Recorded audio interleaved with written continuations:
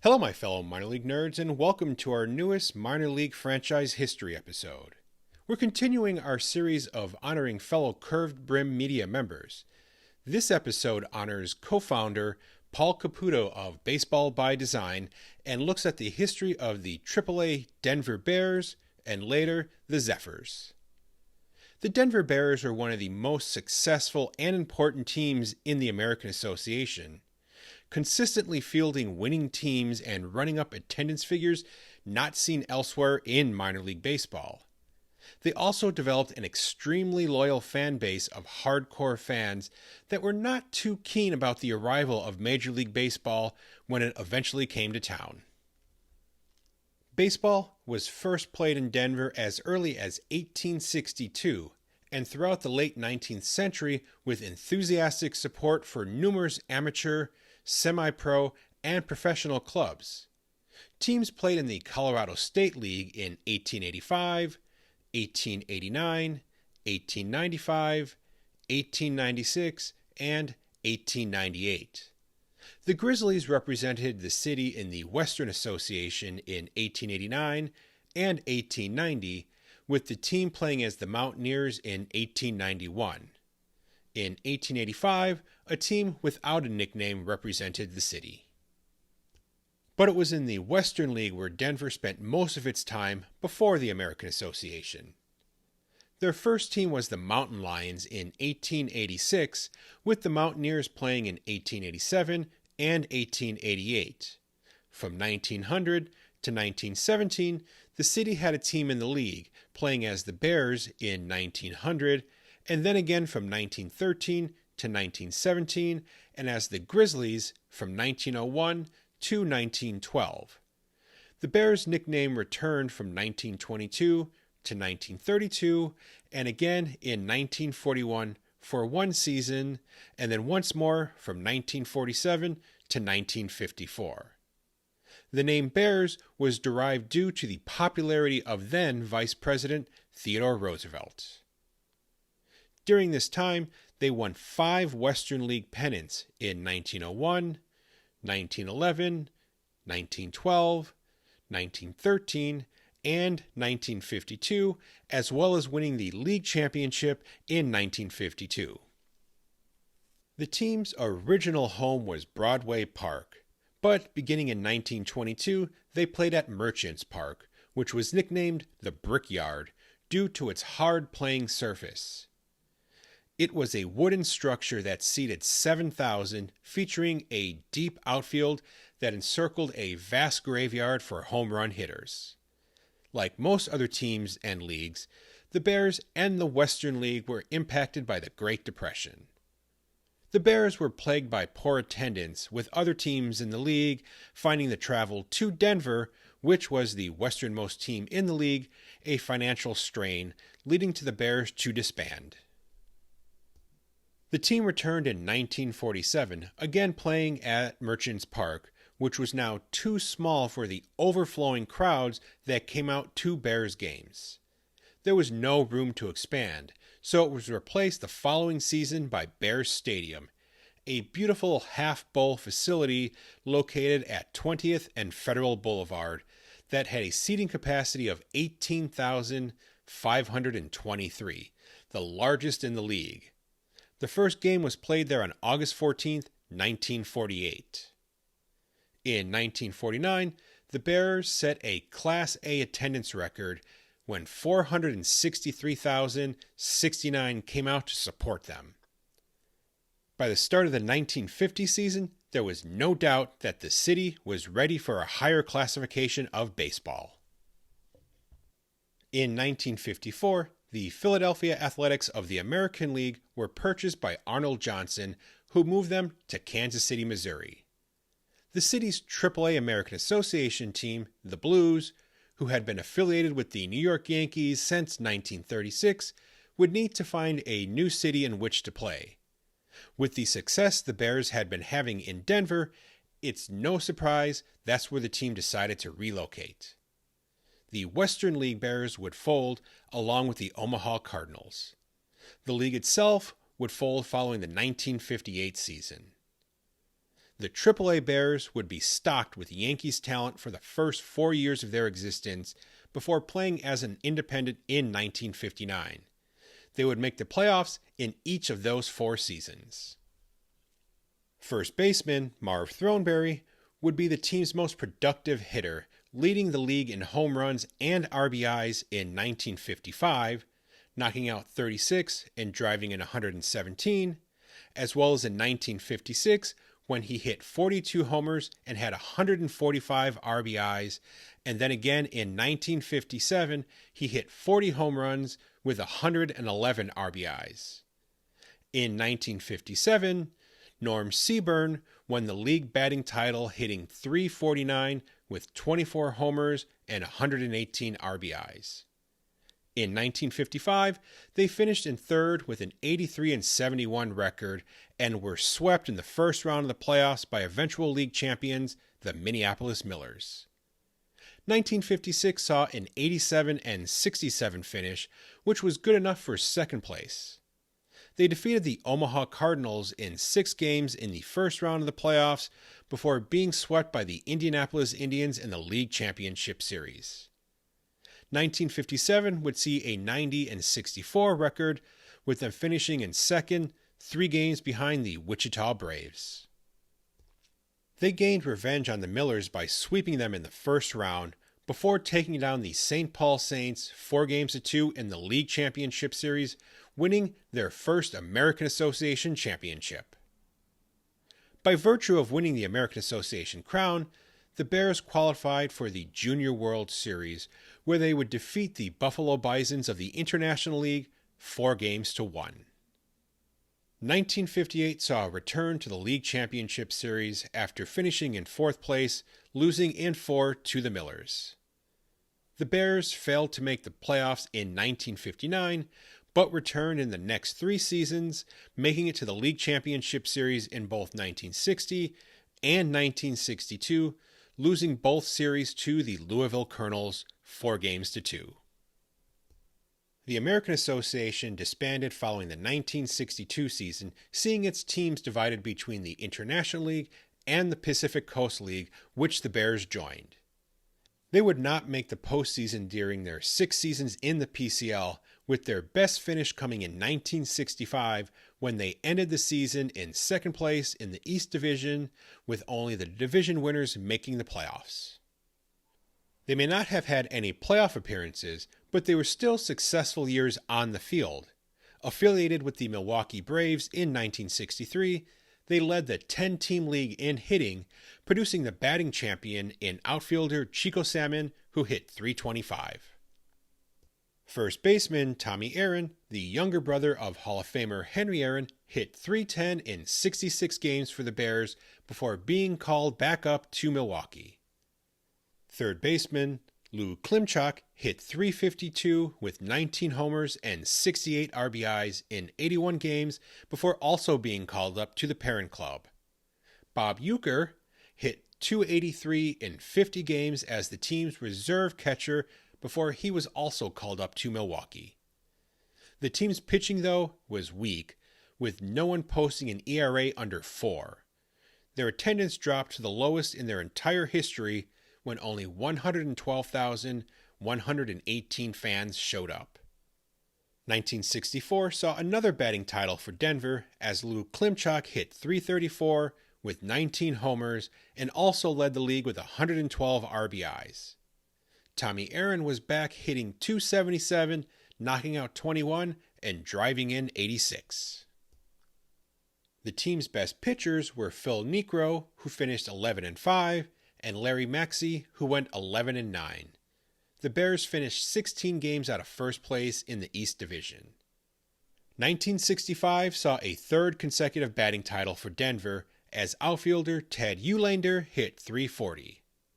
Outfielder Andy Cosco led the league in RBIs with 116 and doubles with 36, one more than teammate Jay Ward. Once again, the pitching staff was one of the weakest in the league.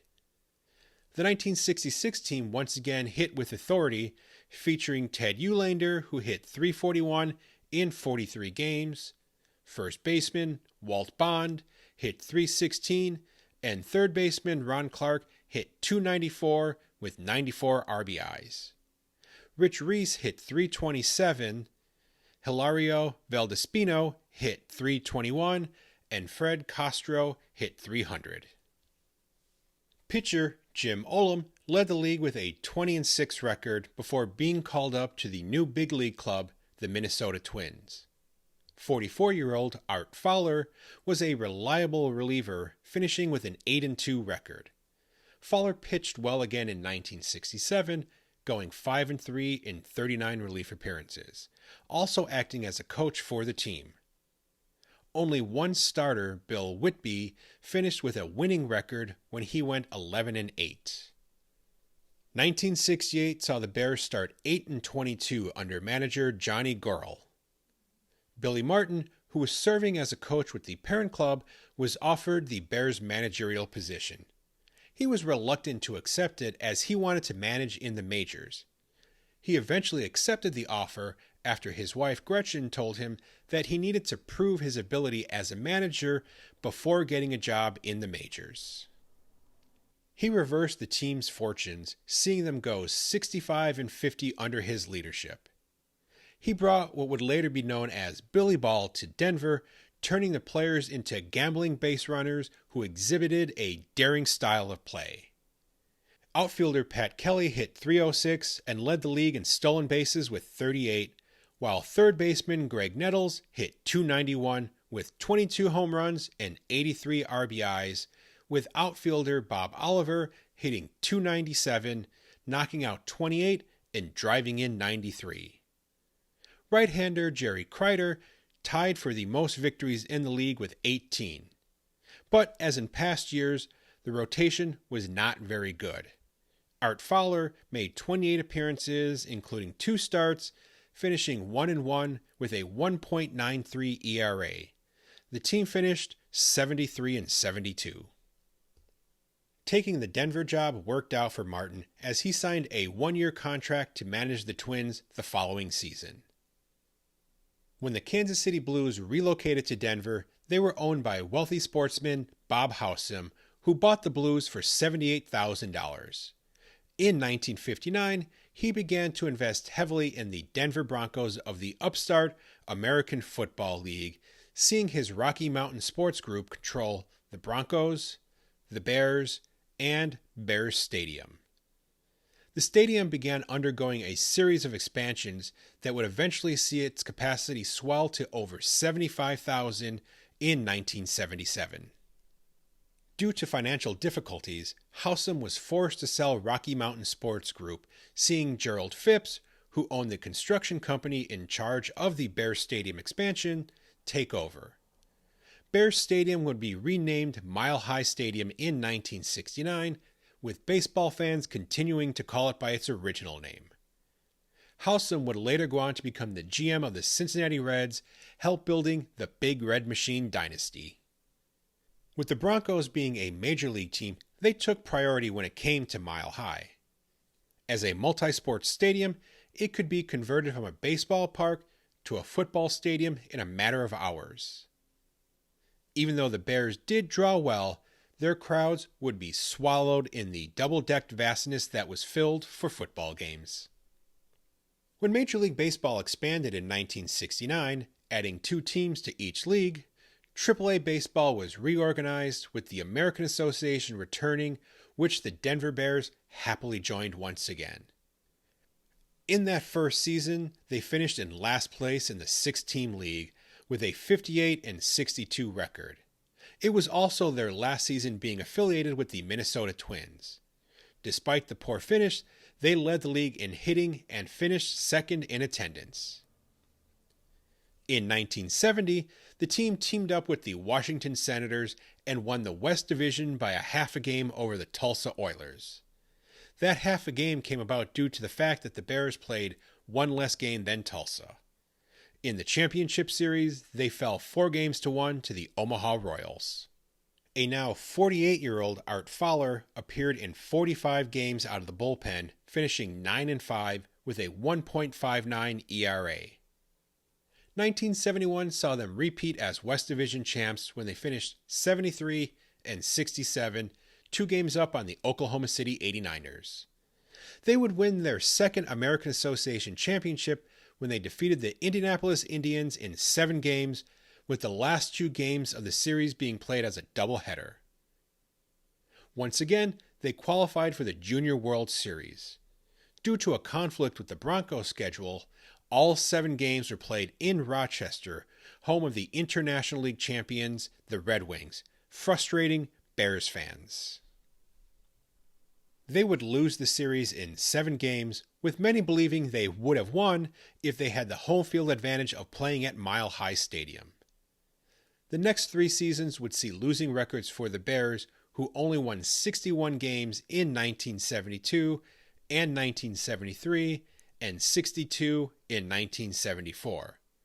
1975 saw another West Division title when they finished 81 and 55, falling to the Evansville Triplets in 6 in the League Championship Series. They produced another batting champion when Lamar Johnson hit .336 with 35 doubles and 101 RBIs. Steve Dunning won the Pitcher of the Year award, finishing 15-9 with a 3.49 ERA. Teaming up with the Montreal Expos, they won 2 more West Division titles in 1976 and 1977, going on to also win back-to-back American Association championships when they defeated the Omaha Royals 4-2 in both series. There was no Junior World Series berth as the competition was dropped following the 1975 season. The 1976 team was sparked by Roger Freed, who won the American Association MVP award when he hit .309 with 45 home runs and 102 RBIs.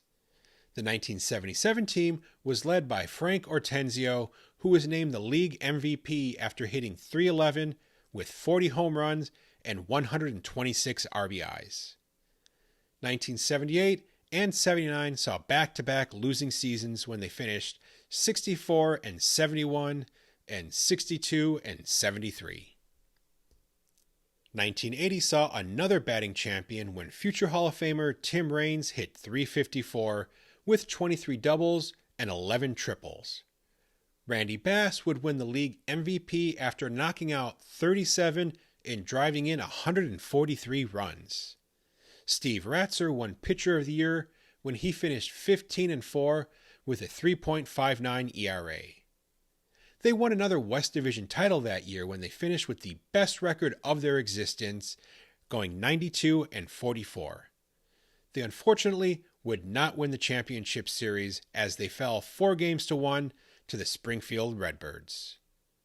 Despite losing the championship series, the team was ranked as the 37th best minor league team on the 2001 National Baseball Association's top 100 minor league teams of all time list. 1981 was their last season being affiliated with the Montreal Expos when they were led by Philippe Alou. He took them to a 76-60 finish, which was good enough for second place in the West. The American Association expanded their playoffs that season, with the second place finishers facing off with the opposite division winner. They gained a measure of revenge on the Evansville Triplets, downing them 3-1 in the first round, and then beat the Omaha Royals 4-2 for their 5th American Association championship. Another Pitcher of the Year came out of Denver when Bryn Smith won the award after finishing 15-5 with a 3.05 ERA. Terry Francona hit .353 in 93 games with the Bears before making his MLB debut with the Expos on August 19th. In 1982, they teamed up with the Texas Rangers for one season, finishing in third with a 68-67 record. 1983 saw the start of a 2-year affiliation with the Chicago White Sox and a 6th American Association championship. They won the West Division title with a 72-60 record, first defeating the Iowa Cubs 3-1 in the first round, and then swept the Louisville Redbirds in the League Championship Series. By winning the American Association Championship, they qualified for the 1983 AAA World Series, which was a double round-robin series between them, the Tidewater Tides of the International League, and the Portland Beavers of the Pacific Coast League. The series was held at Cardinal Stadium in Louisville. The Bears finished 1-3, only defeating the Portland Beavers in the last game of the series. Tidewater won the series after finishing 3-1. It would not return in 1984. Following the season, the team was renamed the Denver Zephyrs. The name was taken from the famous passenger train that ran from Chicago to Denver from 1936 to 1973. For that season, the American Association switched to a single table, with the Zephyrs finishing in third. They defeated the Iowa Cubs in the first round, 4-1, and then fell to the Louisville Redbirds in the championship series in 5 games. In 1985, the league went back to 2 divisions, with the Zephyrs finishing in second place in the West, 2 games behind the Oklahoma City 89ers. 1986 and 1987 saw 2 more qualifications for the league championship series and back-to-back losses, losing both series to the Indianapolis Indians. On June 3, 1987, Joey Meyer hit the longest verified home run in American professional baseball history at Mile High Stadium when he sent one sailing 582 feet. There have been longer home runs, yes, but none of them were measured by accurate methods like Meyer's was. After spending 1985 and 1986 with the Cincinnati Reds, they teamed up with the Milwaukee Brewers in 1987 for their last 6 seasons in Denver, seeing 1 more playoff berth and their 7th and last American Association Championship when they took down the Buffalo Bisons in 5 in 1991. They would go on to win the last AAA Classic that year by defeating the International League's Columbus Clippers 4-1. The Classic began in 1988 as a postseason series between the American Association and the International League champions. With so much success over the years in which they delivered their fans exciting baseball, it's no surprise the Bears drew like crazy. When they joined the AAA ranks in 1955, the American Association had seen its attendance declining in the last several years, but the Bears brought in 426,248 that first season. They drew the most fans in the league during their first 4 seasons in the league, and then again from 1960 to 1969, and then for 7 straight seasons from 1975 to 1981. Their attendance mounted steadily in the 1970s, reaching a peak of 565,214 in 1980. The 1981 total was almost as high at 55,806, with the next year's total of 537,914 being only second to Louisville. For many seasons, their biggest crowds came on Independence Day fireworks nights. On July 4th, 1981, they set a new minor league record when they drew 59,691 fans. The previous record of 54,151 was set by the Dallas Eagles of the Texas League at the Cotton Bowl on opening day 1950. In 1982, they broke their own record when 65,666 fans came out on the 4th. On July 3rd, 1984, they came close to the record when they drew 65,660. Due to the success of the Bears, there had been many attempts to bring Major League Baseball to Denver. In 1977, local millionaire Marvin Davis almost bought the Oakland A's from Charlie Finley and moved them to the city. The deal seemed so certain that the American Association had planned to relocate the Bears to Davenport, Iowa, and split the anticipated $300,000 territorial infringement fee among the 8 clubs. The deal, though, fell apart in January 1978 after the city of Oakland refused to release the A's from a 10-year stadium lease. The next year, Davis also looked to purchase and move the Chicago White Sox and the Baltimore Orioles, with both deals falling through. In 1985, there was an unsuccessful attempt to bring the Pittsburgh Pirates to town as well. In 1991, Denver was awarded a National League expansion franchise, which would be named the Colorado Rockies. Due to this, the Zephyrs would be relocated to New Orleans, continuing to play as the New Orleans Zephyrs through the 2016 season, becoming the New Orleans Babycakes in 2017. Following the 2019 season, the team was moved to Wichita to become the Wind Surge. With the MLB takeover and reorganization of minor league baseball, they were demoted to the AA Texas League. Like the Colorado Rockies, Bears hitters were aided by the carrying power of Denver's thin air, which also dulls the break of curveballs. The Bears led the league in team hitting during their first 6 American Association seasons. In their 39 seasons in the city, they recorded the highest team batting average 26 times. They also scored the most runs in the American Association every season from 1956 to 1962, and again from 1987 to 1992, finishing first a total of 24 times. They also led the league in home runs 15 times, tying for first once in 1988 with the Iowa Cubs. Their most came in 1987 when they hit 192. They had 13 batting champions during the same time span, with Norm Seaburn winning the first in 1957 when he hit 349. Gordon Windhorn won it in 1958, hitting 328. Larry Osborne won the Triple Crown in 1960 when he hit 342 with 34 home runs and 119 RBIs.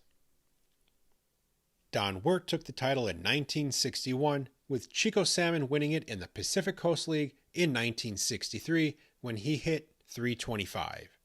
Lou Klimchak won it in 1964, hitting 334, while Ted Eulander won it in 1965 when he hit 340. Richie Scheinblum won the title in 1971 when he hit 388. Lamar Johnson won it in 1975 with a 336 average, and Tim Raines hit 354 in 1980. Lavelle Freeman hit 318 in 1988, with Jim Olander hitting 325 in 1991, and Jim Tatum winning the last title in 1992 when he hit 329. After Marv Throneberry and Larry Osborne led the league in home runs and RBIs in the same season, 5 other Bears pulled off the same feat. Cliff Johnson did it in 1973 when he hit 33 home runs and 117 RBIs. Roger Freed pulled it off in his MVP season of 1976, hitting 42 out of the park, driving in 102. Frank Ortenzio did the same in his 1977 MVP season, hitting 40 home runs and 126 RBIs. Randy Bass hit 37 home runs and 110 RBIs in 1980, and Greg Vaughn closed out the 80s, hitting 26 home runs and 92 RBIs. 11 Bears won the American Association MVP award. The first was Marv Throneberry in 1956, with Steve Boros winning it in 1960. 1971 saw Richie Scheinblum take the award, with Cliff Johnson winning it in 1973. Roger Freed won it in 1976, with Frank Ortenzio following up in 1977. 1980 saw Randy Bass win the award, with Barry Larkin winning it in 1986, and Greg Vaughn winning in 1989. Jim Olander won it in 1991, and Jim Tatum won it in their last season of 1992. Well, my fellow minor league nerds, that'll do it for this episode. Be sure to like and subscribe to the YouTube channel or the podcast platform of your choice to be notified whenever a new episode is uploaded. Until next time, stay safe, and remember to never stop supporting minor league baseball and never stop learning about minor league baseball history.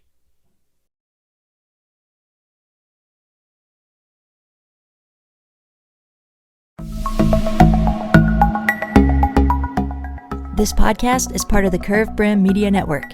Here are some of the other members of Curved Brim Media. Hi, this is Ed Rivera of the Data Chronicles. Join me as I interview people just like you and players, coaches, GMs on the path that led you to become a fan of the sport. I'm Paul Caputo, and on the Baseball by Design podcast, I talk to minor league baseball teams, designers, and other super interesting people about what these minor league baseball logos mean, and I talk a little bit about ice cream helmets. What's up, Bucketheads? I'm Anna DiTomaso, and each week on the Baseball Bucket List podcast, I speak with a different fan about their favorite baseball memories, what the game means to them, and what's left to check off on their baseball bucket list. Hey everyone, it's Eric from the great state of Kansas. This is Johnny from the New Orleans Baby Cakes Memorial Museum. And we are the Earn Fun Average podcast, where we talk to a variety of guests about their love of baseball and have fun doing it. America, lower your standards. Average is what we do best. This is Patrick and Corey of BaseballMapper.com, and we have made an interactive map to help highlight all baseball teams from the majors down to collegiate summer leagues. We want to bring you closer to baseball, so get on the site and find a team near you today. Hey guys, this is Patrick Larson from the Minor League Baseball Hat History Series, and in every episode I go through the history of minor league teams through my personal collection of hats. You can find me on Twitter at PatLarson1. I hope you guys enjoy. Learn more about Curved Brim Media at curvedbrimmedia.com.